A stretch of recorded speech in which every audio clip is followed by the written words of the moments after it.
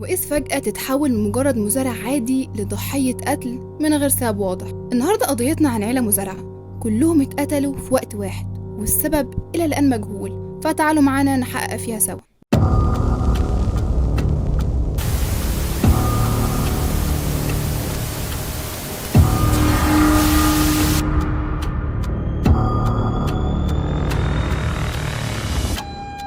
جريمة الهينتروكايفك المشهورة في ألمانيا واللي قريبة من مدينة ميونخ، واللي تمت فيها جريمة القتل لقاتل متسلسل، أو من المحتمل إنهم عدة قتلة. طيب إيه اللي حصل بالظبط؟ في سنة 1922 يوم 31 مارس عثروا على 6 جثث من أسرة فارما مقتولين بشكل مروع في مزرعتهم واللي هي هينتروكايفك. وكان الضحايا هما الأب أندرياس والزوجة كازييلا وبنتهم اللي فقدت زوجها في الحرب واسمها فيكتوريا، وأولاد فيكتوريا واللي هم كازييلا وجوزيف، والخادمة ماريا اللي بدأت العمل من فترة قريبة بعد ما الخادمة القديمة سابت الشغل قبل فترة من الجريمة. طيب هي ليه سابته؟ قالت إنها كانت بتسمع أصوات مرعبة في البيت بالليل، وخصوصا في الدور العلوي منه، ولكن الأهل نفوا الكلام ده وقالوا إنهم بيعيشوا حياة هادية، الأب بيزرع كل اللي ينفع في المزرعة بمساعدة زوجته وبنته، وإن حياتهم كانت مستقرة. ولكن طريقة قتلهم بتقول عكس كده، لأنهم اتقتلوا بطريقة بشعة. في يوم 31 مارس جيرانهم استغربوا من عدم وجود أي أثر ليهم، وجارهم لورنس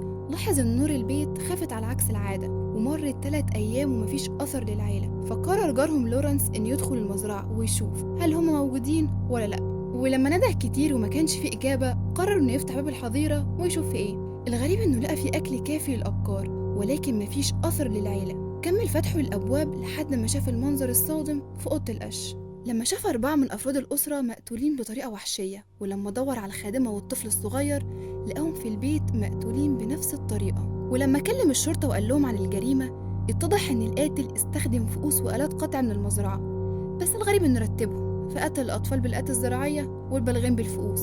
في النهاية كانوا كلهم متقطعين ومطعونين طعنات عميقة. وقبل ما نقولك التحليلات والنظريات عن ليه قتلهم، خليني نديك شوية معلومات توصلوا ليها من خلال إفادة الجيران. أول حاجة قالوها إن قبل الجريمة بأسبوع واحد من الجيران شاف آثار أقدام غريبة في التلج قريبة من المزرعة، وده أكدوا العاملين في المزرعة لما قالوا إن في معدات وأشياء بتختفي بشكل غامض. وبعد ارتكاب الجريمة ومع التحقيقات المستمرة عثروا على أدلة بتشير إن القتلة كانوا عايشين في المزرعة قبل الحادث، وده خلاهم يقولوا إن من الممكن تورط أحد أفراد الأسرة في الجريمة، ده غير آثار السجاير اللي كانت غريبة عليهم موجودة في أماكن مختلفة من المزرعة. وبعد الحادث حللوا آثار الدم والسوائل في المكان، وظهر إنها مش لأي شخص في الأسرة، فأشاروا لتورط أطراف خارجية.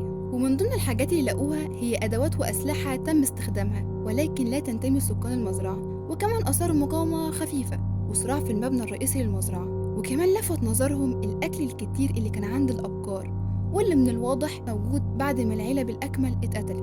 وفي ضوء كل الحاجات اللي عثروا عليها بعد الجريمة استجوب واحد من العاملين اللي ساب وظيفته في المزرعة قبل فترة من الجريمة، وظهر عليه الغرابة في سلوكه وتصرفاته اللي خلتهم شكوا فيه خلال التحقيقات. ومن ضمن الناس اللي شكوا فيهم كان شخص غريب شافوه الجيران حوالين المزرعة قبل الواقع، ولما وصفوه تطابق وصفه مع بعض التفاصيل الموجودة. ومن هنا افترضوا كذا فرضية. أولهم فرضية الجريمة المحلية، وهي إن اللي ارتكب الجريمة هو ساكن من المنطقة أو عنده معرفة وثيقة بالمكان، وأشاروا فرضيتهم بالآثار غير المألوفة حوالين المزرعة ومعرفة القاتل لمداخل ومخارج المزرعة. بعدها فرضية الجريمة المخططة، واستدلوا على كلامهم بوجود أسلحة مش ملك سكان المزرعة. وفي فرضية غريبة وهي إن القاتل شبح. طب إزاي؟ بسبب آثار الأقدام اللي كانت رايحة ناحية المزرعة ولكن مفيش أثر لرجوعها، وكأن القاتل دخل المزرعة ومخرجش منها تاني.